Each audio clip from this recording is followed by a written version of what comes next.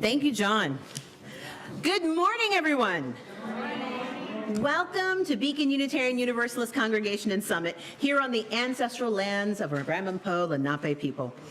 Welcome to this community of imperfect people seeking to heal the world as we heal our spirits together. Together, we create a force more powerful than one person or one belief system. If you're joining us online, please introduce yourself in the chat and say hello. My name is Jermaine Kripe, and my pronouns are she and her. I am your lifespan coordinator. I'm a plus-size African-American woman with blue and black locks. Yes, I went to the salon a couple weeks ago. And a white shirt, a fabulously colored skirt, and blue glasses. There's a few things coming up this afternoon that I'd love to have you be a part of, so please join us for some coffee and conversation in the lobby after worship in Beacon Cafe. And while you're there, please purchase tickets for one of our two upcoming events.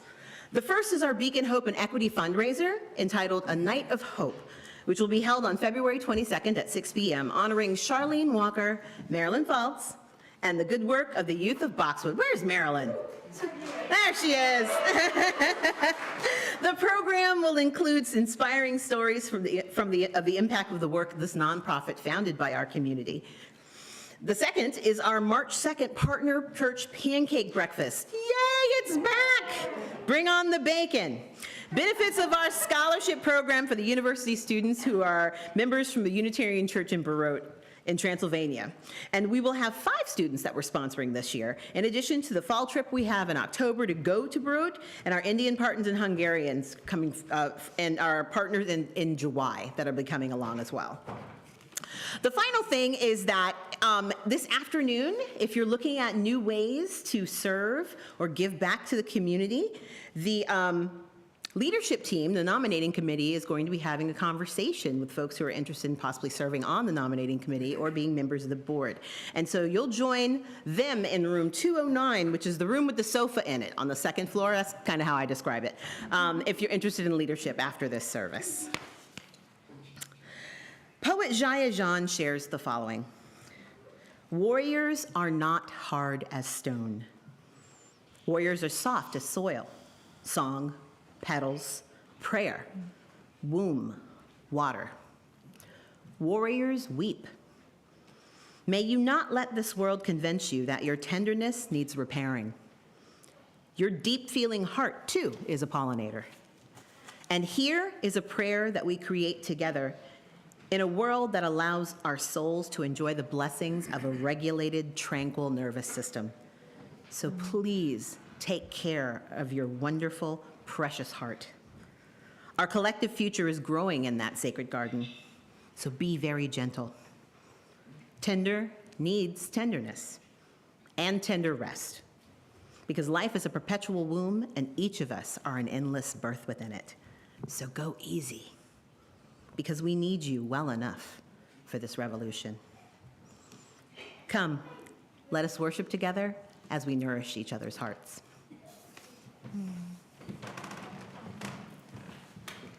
Thank you, Jermaine.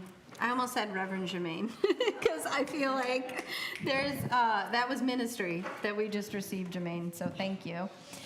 I'm Reverend Robin. My pronouns are she, her. I'm a member of the lead ministry team here. I am wearing my signature sparkly blue glasses this day and some burgundy boots with a woven multicolored stole, average height, white woman, middle-aged. We can talk about that at another time. I'd like to invite someone to come forward to kindle the light of our faith, our chalice, which is behind me. Is there anyone who'd like to? Benjamin in the back, and I see another hand next to Ben. I think it's Ari, come on. We can do this together.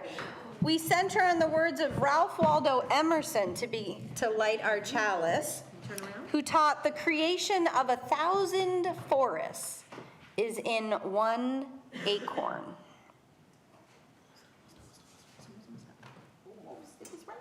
Almost. So as we kindle our chalice, there we go. Good job. Nicely done. Thank you. Nicely done. Teamwork makes the dream work. I want you to imagine just like that acorn with 1,000 forests within it, imagine the life within you. Perhaps the one that you haven't fully let take root, that isn't yet reaching upward toward the sky. Imagine the life among us, the untold stories, the skills, the strengths, the future ministry we might share.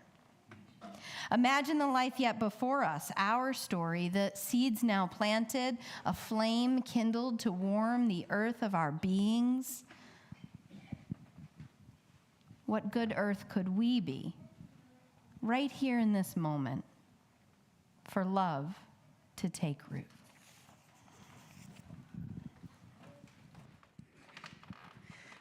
Good morning. My name is Misa Iwama, and I'm the Director of Music Ministry. So happy to be here this morning with you and with John O'Neill and with the Beacon Choir leading in song. We're going to start this morning with a song by Rabbi Menachem Creditor, and it's called Olam Chesed Yibaneh, and that means the world will be built from love. There's a refrain that comes every single time we sing one phrase, and it goes like this. Da da da da da da da da. I'm trying. Da da da da da da da da. So as we sing, you can join in on Olam Chesed Yibaneh, or you could just sing Dai Dai Dai. Olam Chesed Yibaneh,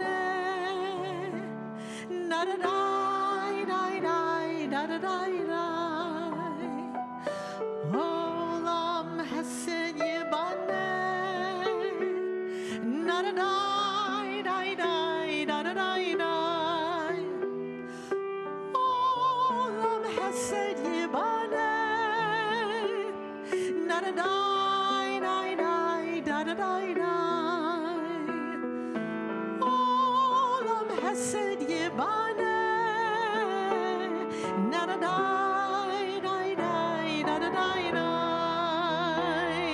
I will build this world from love.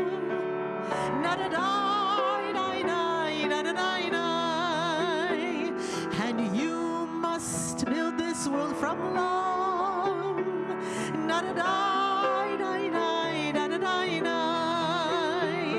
And if we build this world from love,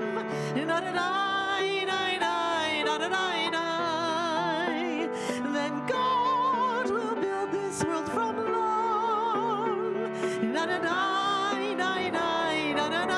Would you please rise in body or in spirit, and we will sing from the beginning. Olam Chesed Yibaneh.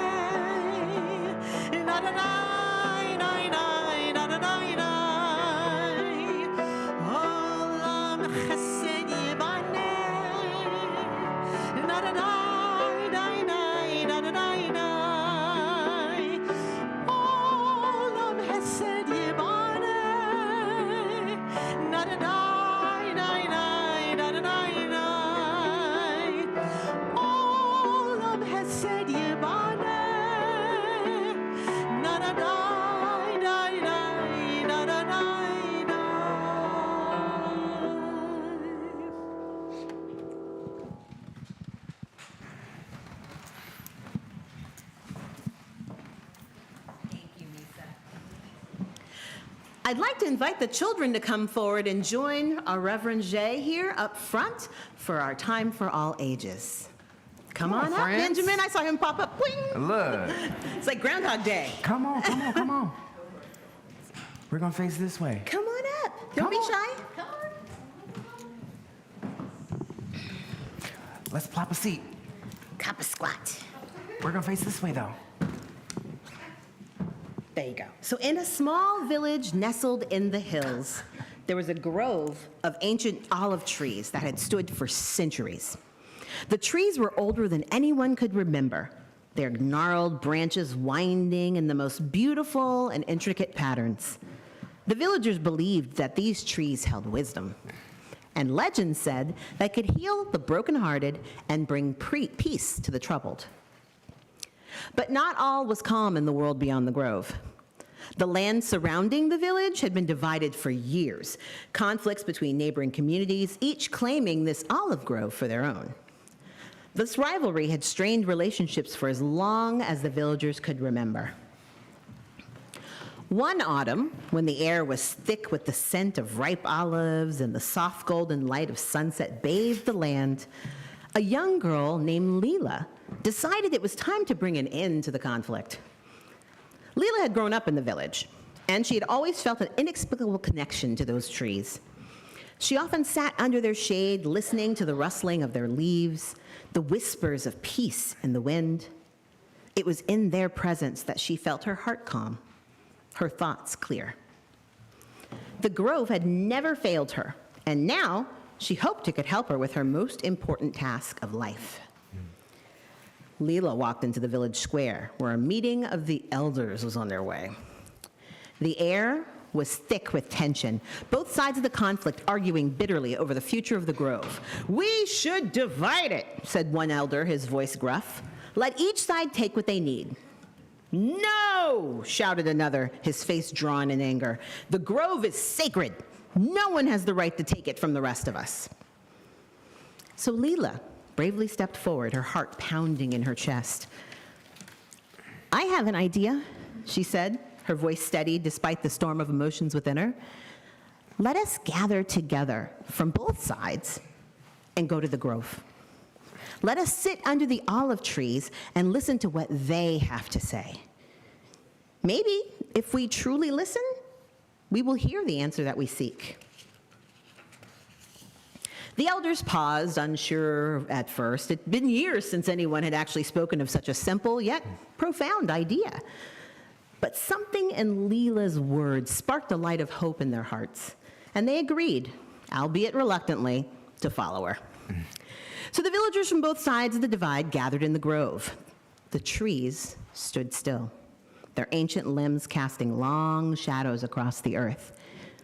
Leela took a deep breath and led the group to the center of the grove, and she asked everyone to sit down quietly, close their eyes, and listen. For a long time, there was only silence. The wind whispered through the branches, carrying it with it the scent of olives and earth. As the minutes passed, the villagers felt a strange sense of calm wash over them. The tension in their hearts began to fade, replaced by an overwhelming sense of connection. Connection to the land, to the trees, and to each other.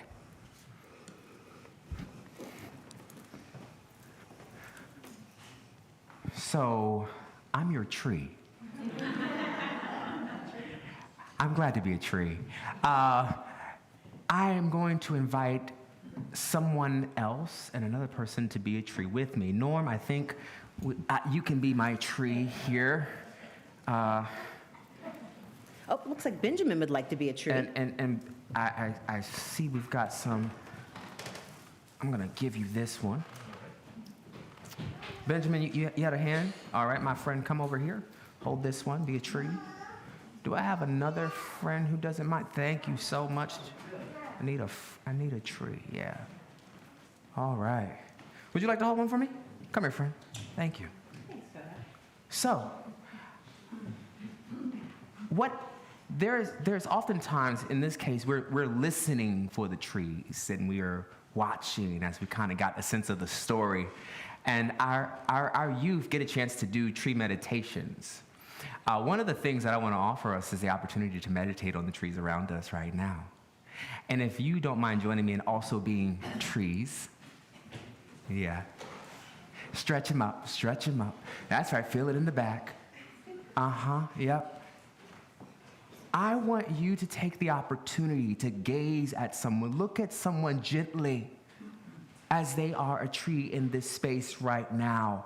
I want you to shower in this space words as you set your eyes on someone and name what you see. I see freedom. Joy. Strength. Love. Courage. Fakes. Yes, faith.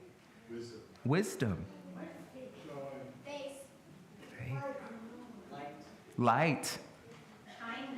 Kindness. Love. Empathy. Keep them calm. Color, yes. Beauty. Courage. Resilience. Green. Take the opportunity and just sway with me this way. Oh, feel that. Come over here. Come forward. Come back. Center yourself. Whatever words were resting on you, grab it and bring it down. Turn those branches into hands. Take that with you. And we will continue the story with Jermaine.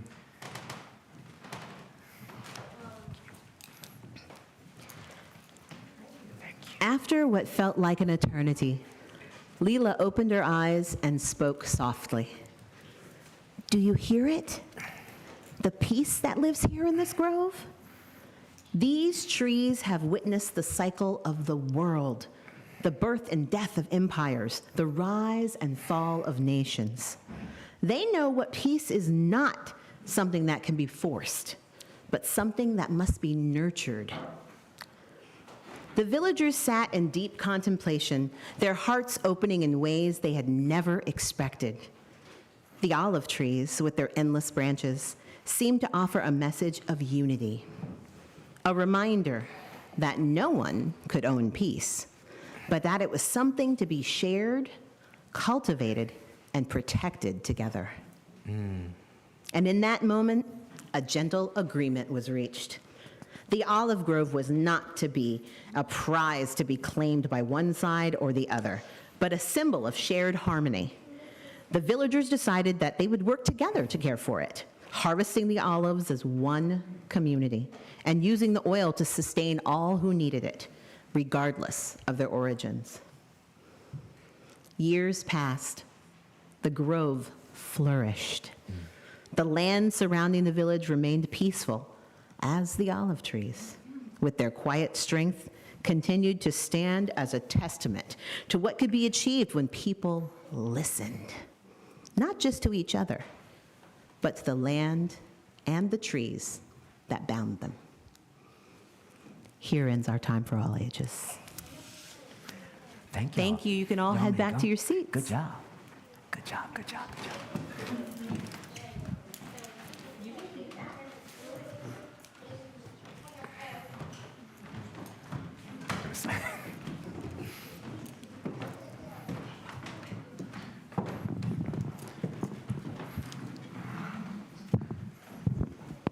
Good morning, Beacon.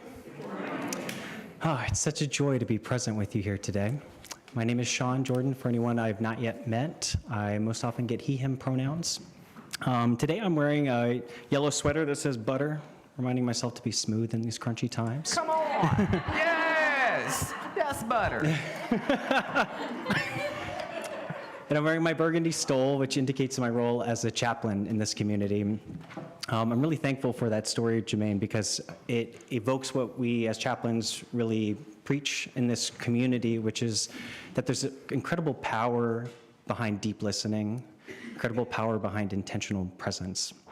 It unlocks a way for us to find clarity, to build connection, and ultimately become a foundation for care and healing for ourselves, for one another, and for the earth. So as chaplains, we seek to act as extensions of the Beacon ministry through creation of sacred spaces for deep listening and for intentional presence. We recognize that all of us need care at different points in our lives and in different forms. And so we offer ourselves as a sort of living resource for spiritual care. If you are feeling called to be more connected with somebody, feel free to reach out to me, any member of the ministry team, or look on the Beacon website for our email address, and you can be connected with a chaplain to have a one-on-one dialogue. We'll hold these conversations in strict confidence, but ultimately seek to create a space for you to find clarity and find that foundation for healing for yourself. Another way that we create sacred space in this community is by hosting a community candle lighting on Sundays.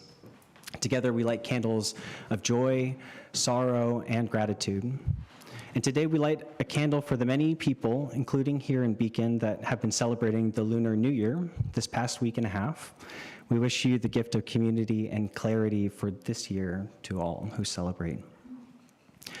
We light a candle of support for the many places in the world experiencing famine and war this moment, most especially Sudan this morning, and the 1.8 million Palestinians attempting to return to Gaza with a perilously uncertain future. We light a candle of sorrow to the people of Sweden in the wake of their deadliest mass shooting. We light a candle honoring Black History Month. Today, we light a candle for the Unitarian Frances Ellen Watkins Harper, an abolitionist, suffragist, and American writer. We light a candle for all those impacted by the Star Ledger newspaper transitioning to digital and the Jersey Journal ceasing existence. And lastly, a candle to inspire joy, quoting RuPaul Charles, who says, you can look at the darkness, but remember not to stare too long, because you will go cross-eyed. Instead, create magic, dance, sing, love, create, and lean into community where your joy lives. For these things and so much more, beloved, I invite you now to consider your own inspirations of gratitude, sorrow, and joy. If you're joining on the virtual feed, do feel free to share a reflection in the chat and light a candle on a home altar. And for those here in the sanctuary, I invite you now to come forward and light a candle of your own.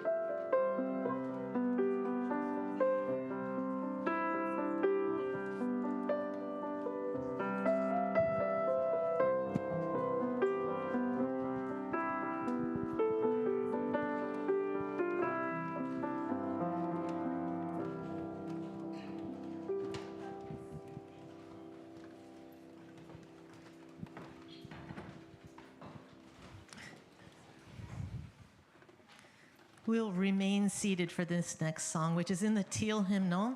It's number 1032. And this is a prayer for peace. If you look at the bottom, there's a translation. Let us live in peace. Let us live in inner peace.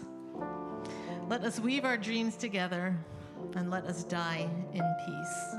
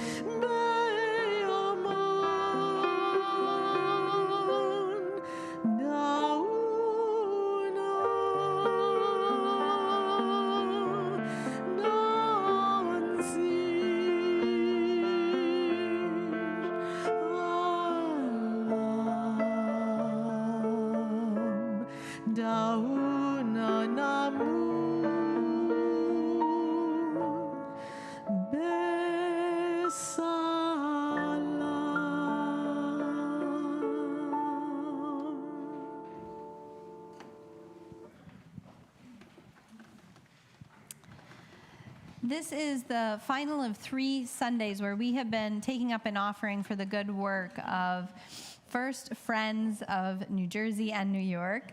And Katie Sastre has been here with us each of those Sundays. So I've offered an honorary Unitarian Universalist. There's like lighting a chalice. There's some privileges that come with it, pride. But Katie, I'd like to invite you forward.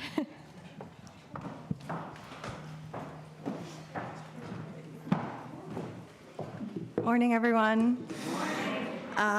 You're going to hear this again, some of you. I'm sorry. Katie Sastre, the Executive Director of First Friends. Didn't mention this before, but I use she, her pronouns, but anything respectful is fine. I do love being called a short king every once in a while. So, So we're an organization that provides supportive services to people who are in immigration detention. Currently, that ranges from everything from volunteer connections that are letters written from volunteers, virtual and in-person visitations, pickups when people are released from detention centers. We also provide material support because that's super important for people who are detained to be able to eat enough, buy stamps, file their legal cases. So we put commissary funding on people's books. We pay for phone funding so they can call their families, their loved ones, and we bond people out whenever we get a chance. We bonded out 4 people this week, and 5 are getting out next week. So very exciting. Yes, it's like the best day at work when you have money to bond people out. So, and another one of the best days at work, which I'm going to share with you guys a little bit, is when I get my stack of letters I can read from people who are in detention. It's their main way of contacting us because of the fact that they can't call out for free. So I'll open 20, 30 letters at a time, and recently I did, and so I want to share with you some of the amazing things that people do to take care of each other inside detention, because what this administration wants us to believe is that they're only going after the bad ones, the criminals. When they say that, we know that they mean all of us, but particularly Black and brown immigrants. It is fully a dog whistle to say we want to go after the people we deem less worthy, which are people who are not white, not wealthy, not straight, not cis, add in all the adjectives. But we know that that means Black and brown immigrants are the folks that are going to be targeted the most. And so when they call when they call immigrants criminals, it's a way of dehumanizing people. It's a way of labeling somebody as the worst thing that they potentially ever did. Because it's true that some people have had interactions with law enforcement, but that's true of many of us, frankly. And when you are Black or brown, it's much more likely that you're going to be targeted by those systems anyway. So I want to share with you just what we hear from folks, how they take care of each other, how they are deeply, deeply human, despite the circumstances that they're put in. Because at First Friends, we really do believe very, very deeply that you are more than the worst thing that you did, and that everybody's worthy of redemption and care and love. And so I sat down with my cup of coffee this week and I read all my letters. And one of the things that I love is when I start recognizing people's handwriting. Because there's that one guy, and it's at every detention center, there's that one guy who will just sit down and call everybody over. It's the same format of letter, too. It'll even be the same words, right? But it's just, hey, I can write really well in English or Spanish or whatever it is. So you 10 guys line up, and I'm going to write each of you a letter. What do you need? Do you need commissary? Do you need phone funding? Would you like a pen pal? And every letter is written by the same guy. Recently, another guy wrote to us, and he said, thank you so much for the money that you put on my books. I just want you to help out a few of my friends. It was a list of 20 people. So they're on the list now to get funding. It's going to take us a little bit of time, but we've got them because of this person who, with the least amount of resources, was like, I have a stamp, I have paper, and I have a pen. I can write a letter, and I can get some resources for my friends here. Dorothy knows this because some of her friends that she visits do this, but guys will share commissary funds with each other so that when a holiday or birthday comes around, they can have a special treat, a special party, get together. And when they know they're going to be deported, they will leave that money for their friends, for the people who are left behind in detention. And so despite what the news wants to tell you about who these people are, they're guys that are taking care of each other. They're human beings who love and support each other with the least number of resources. And so I take inspiration from that every single day because we have far more resources not being detained. And so if they can take care of each other with almost nothing at their disposal, we have so much that we can do on the outside. So I did remember this week to bring materials that you can pick up when you leave. We've got a couple of flyers that have our volunteer sign-up sheet, so you can get signed up for our volunteer opportunities. You can also sign up for our email list if maybe volunteering is not quite your thing yet, but you want to know what we're up to. And there's accompaniment cards if you know anybody who needs accompaniment to an ICE check-in or an immigration court hearing in Newark. You can hand those cards over to them. They're in English and Spanish, and they can get in touch with us to get set up with a volunteer. And then there are Know Your Rights cards, which please take them and give them to every single person you know, because the more people know your rights, the fewer of our people they're going to be able to pick up. So thank you so much. Appreciate you all.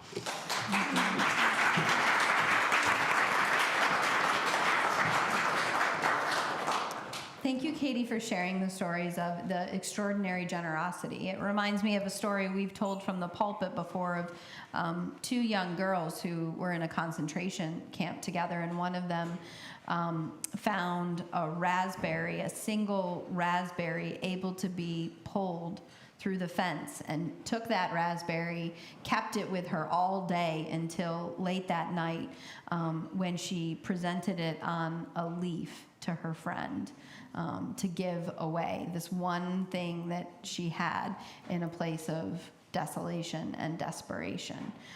Reminds us of the possibility and the tenacity of generosity in our humanity. And so now it is we are invited into the practice of generosity, into the spiritual act of generosity. It is with gratitude that our morning offering will now be received.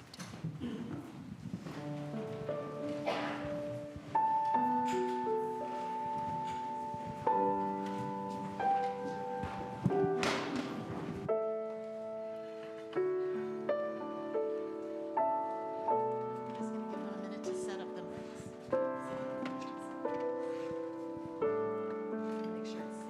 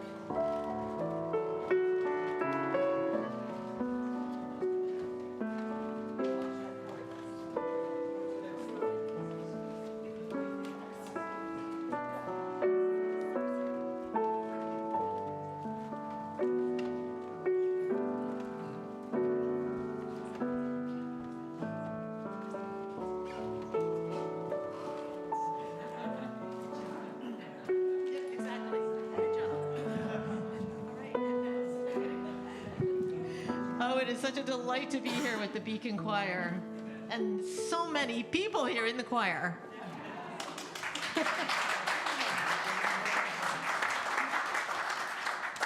It's something that Sean said is like if you stare into the darkness for too long, it's not good.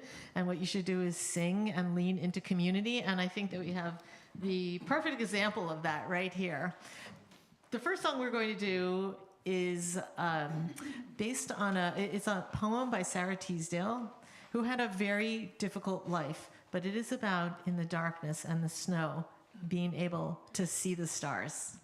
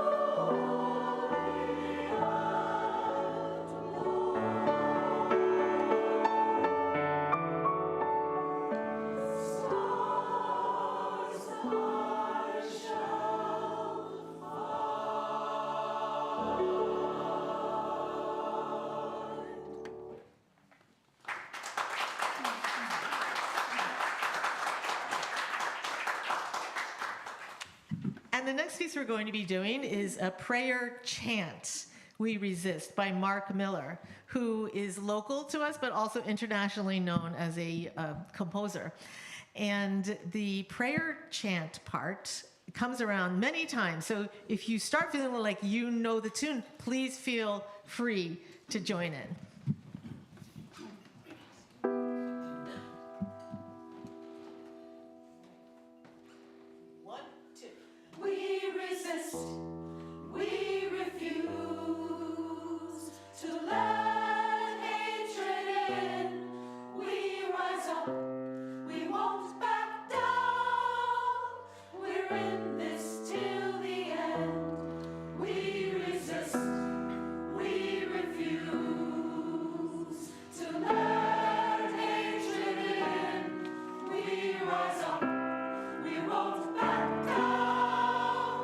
We're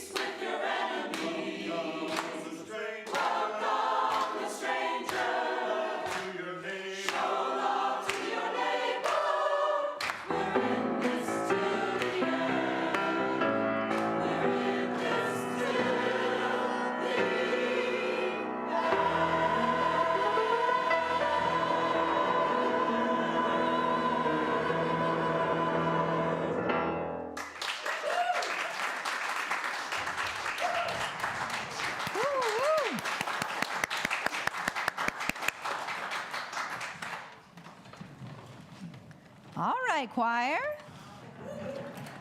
I see you. Thank you. Thank you, Misa. Thank you, John.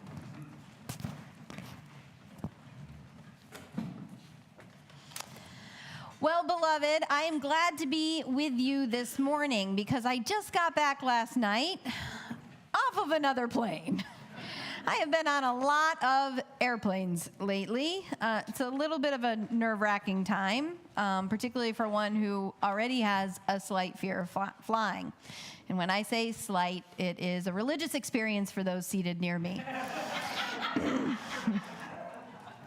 I have flown with a group of ministers to South Africa a few weeks ago, and then I went with an interfaith group to Israel and in part of the West Bank, and this past week I was in Texas and then New Mexico for the Unitarian Universalist Ministers Association board meeting.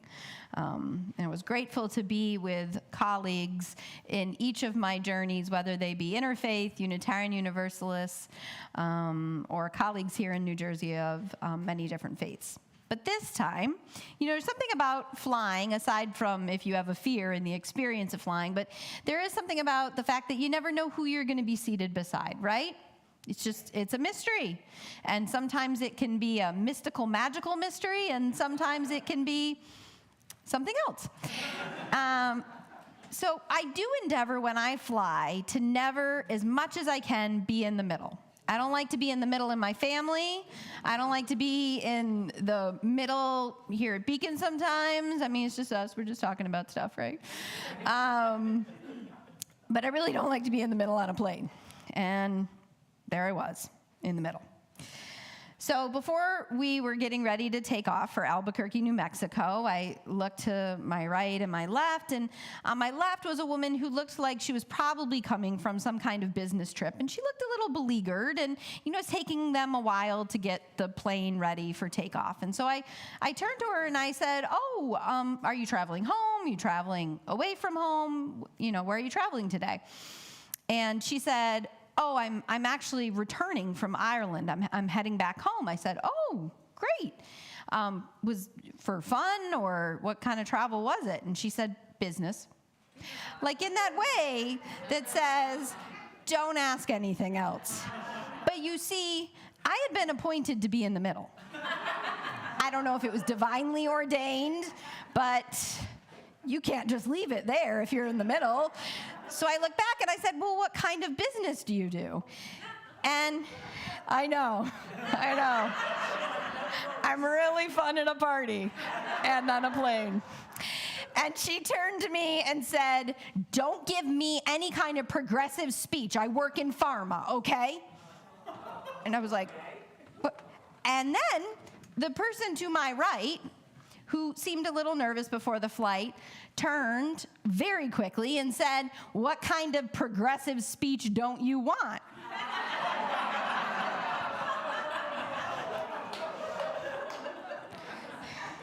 And there I was in the middle. So I decided to answer clearly the call of God to be in the middle. And I said, I think we are all intelligent enough not to get into an argument before takeoff for a 3-hour flight where we will all be together. And everyone got really quiet. As the plane took off, I noticed my friend to the right was praying and had opened a book, and so we talked a little, and she said, I'm very nervous about flying, especially right now with everything that has happened. And I said, well, I'm praying too. I'm using these beads that my colleague, Tuli, brought back for me from India. And so we just kind of quietly, didn't say much. And the flight went on, and at some point in the flight, we hit some turbulence, and so the prayer book opened, my beads came out, and my neighbor to the left said, stress is really not good for your health.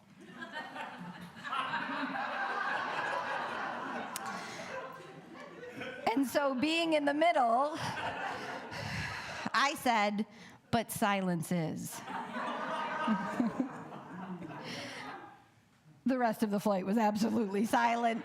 And shortly after landing, remarkably, both my friend to the right and my friend to the left looked at one another over me and said, "That was a very peaceful flight." And I thought, I can use this in a sermon. Because I've been thinking about peace. Of course, I've been thinking about peace for weeks now, traveling to South Africa and to Israel and the West Bank. And I've been thinking deeply about peace here in our own country, of course. And I thought in that moment how sad that is if this is peace. If peace is some kind of carefully calculated silence to not be able to engage our difference for fear, if that's peace, I don't think I want peace. But I think there's a deeper understanding of peace that is available to us, something more than merely the absence of conflict. Over the course of my travels, I've met extraordinary people who have spoken to me about peace in the midst of rage, peace in the midst of war, peace in the midst of devastation. How they, in these extraordinary situations, are choosing peace. Now, even if, as I say the word this morning, I bet it's like peace is like a rubber word, right? It bounces around a room because we're probably all thinking slightly different things. So I want to give us just a few stories to anchor and a few pieces of wisdom of how we might collectively think of peace. In Israel, I met a woman who had been held hostage for 54 days. She was among the first hostages to be released. And she took us to her home, to her community near Oz, which is near the Gaza border. And I don't know what I expected when I met her, but as we rode the bus to get to the kibbutz, I guess I expected someone who was enraged, completely devastated. I'm not sure what I was expecting, but it was not the woman who met us at the entrance to this community. Now, this is a community where they still have not been able to return. Out of the 400 people, who lived there, a little over 100 have either been killed or kidnapped. And so we went into this community with the awareness that they've not returned to their own homes, right? And so we're coming in from the outside, and it felt a little like almost voyeuristic, right? It felt uncomfortable to be there. And I think she could see our unease and our discomfort. And she said, "Come here, I want to start here." And behind her was a banyan tree that had been brought from India and planted when this community was first gathered. It was a symbol of peace. And she told us the story of this tree, that she had grown up with this tree. She had grown up in the community. And that this tree was the place she kept returning to since she'd been released. She explained that every person and family's experience is different, so she could only speak for her own. But for her own experience, she wanted to return to her community. But she also didn't want any more violence to be perpetrated, most especially if it meant because of the return of her husband's body, her husband who had been killed that day.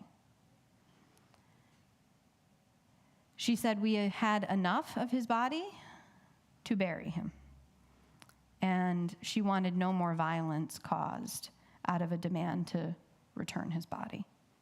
But she said, "I am one person, I can't speak for every family." She spoke to us of what this tree meant, and as she was speaking, the birds were in the tree.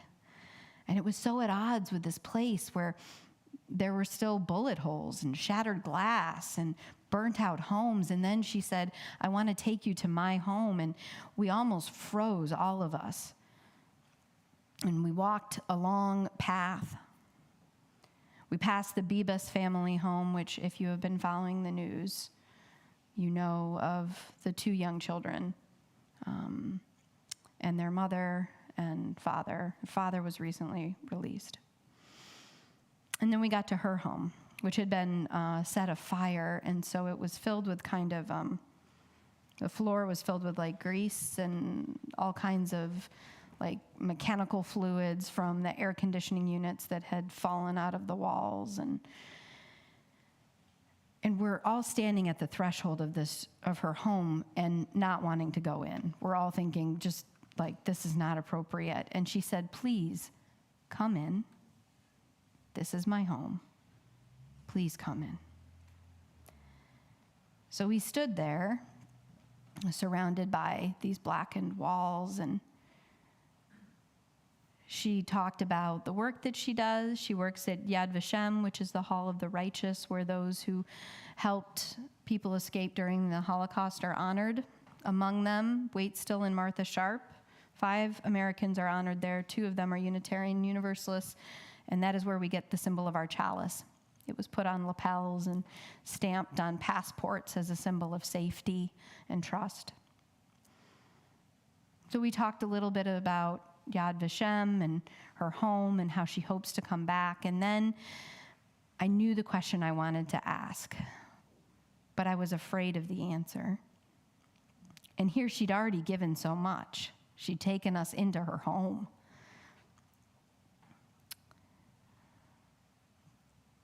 But you know me, I always ask the thing.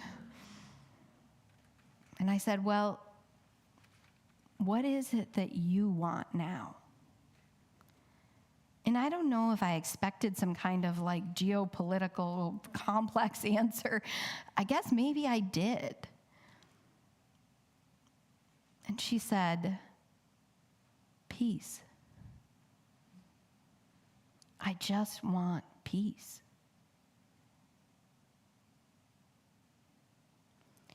There was that word again. I wondered what peace meant in that community. I wondered what peace meant a few miles away in Gaza, as hundreds of thousands of Palestinians were returning to rubble that day.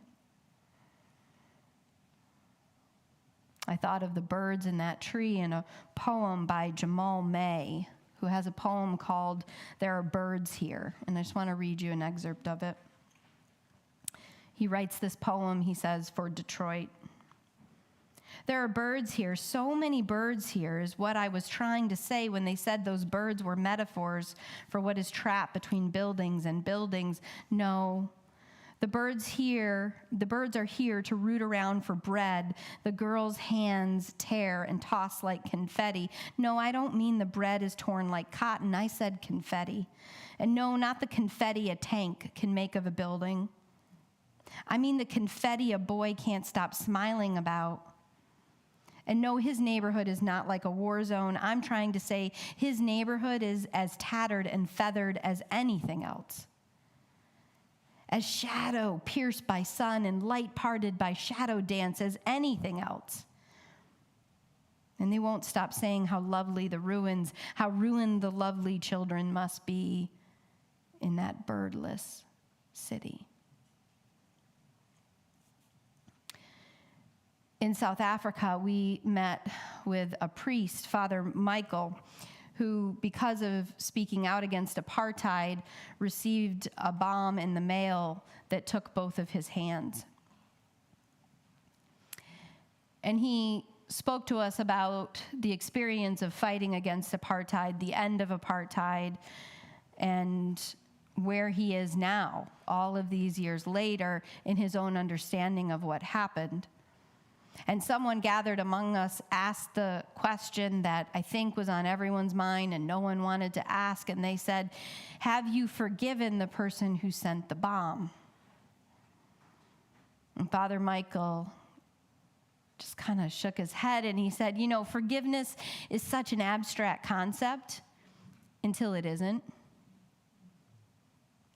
And he said, how do I forgive someone who I don't even know? because they never found who did it. How do I forgive someone I don't even know? And then he said, but at the same time, the paradox is, I will not swallow the poison. And so, yes, I have forgiven. Yes, I have chosen peace. Peace. There was that word again, peace.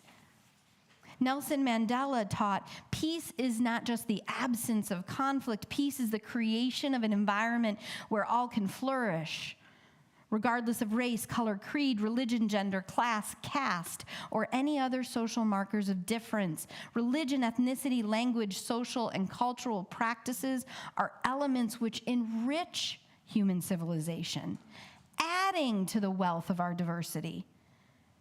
Why should they be allowed to become a cause of division and violence? We demean our common humanity by allowing that to happen.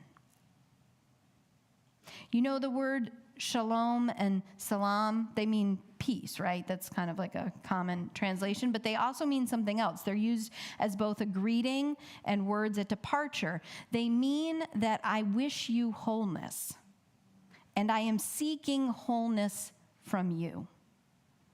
The origin of that word, to reconstitute, to recreate wholeness. Peace is about our humanity, our full humanity, about the reconstituting of wholeness.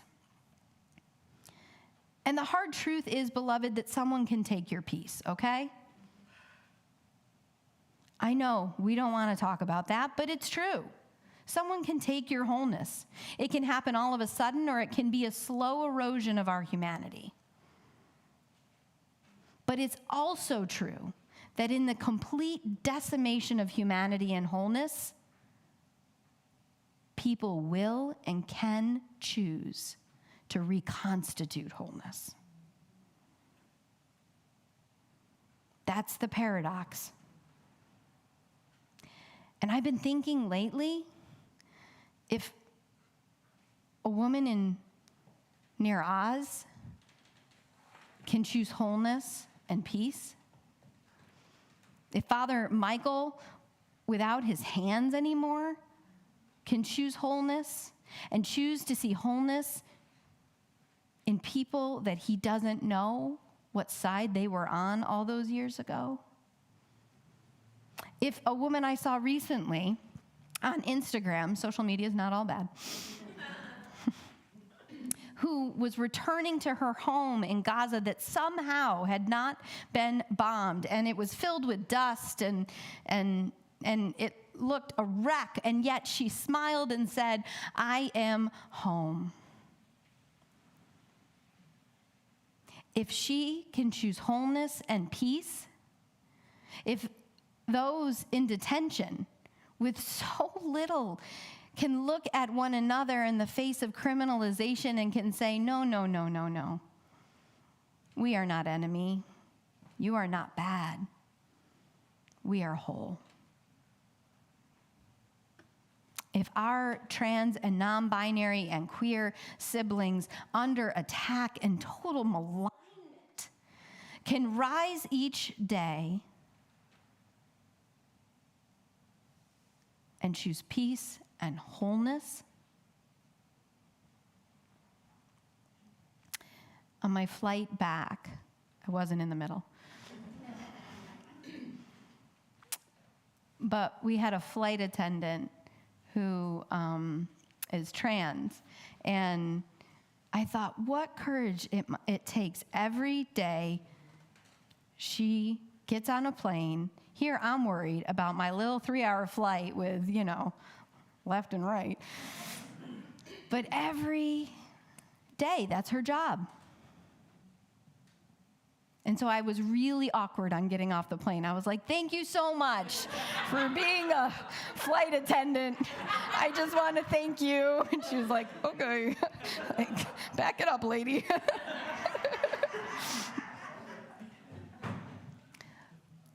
But what it tells us is yes, our peace can be taken, but we can also choose peace. We can choose wholeness. You've already started today. We can be that outstretched tree, even if they take every tree down. We can choose to stay together, to be the shelter for birds and the reconstituting of the world. I see in you that strength, that power, that courage, and I pray for your peace, for your wholeness, for your courage to believe in your power to build a world in love. Peace to you, beloved. Peace to you. Shalom, salam.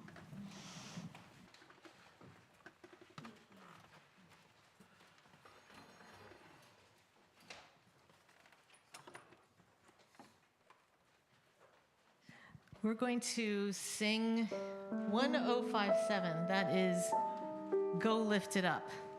And then right as we end that song, we're going to go into 1010, which is We Give Thanks. If you haven't had quite enough singing yet today, I just want to invite you to stay afterwards because we're going to have a one-day choir with some sandwiches and a lot of singing, and we'd love you to keep on singing with us. Would you please rise and body your spirit? So I say, thank you, John, for so much.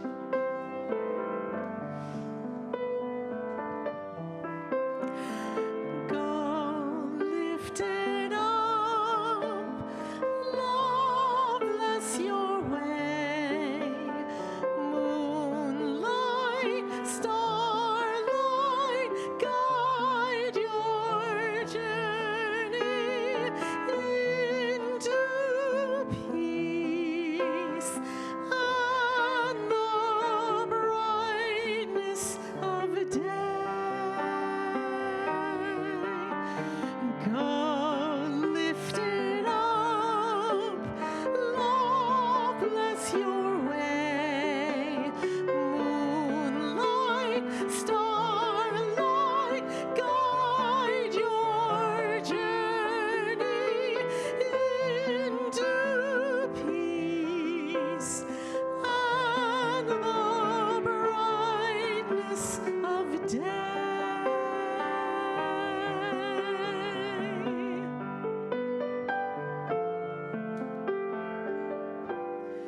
Oh, we give thanks for this precious day, for all gathered here and this far away, for this time we share with love and care. Oh, we give thanks for this precious day. Oh, we give thanks for this precious day, for all gathered here and thus far away, for this time we share with love and care. Oh, we give thanks for this precious day.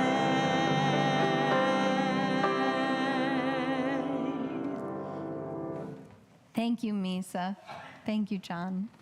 Would you please take hands, beloved, for our closing blessing? I invite those joining us online, reach your hand out toward mine. We'll hold it together. You got it?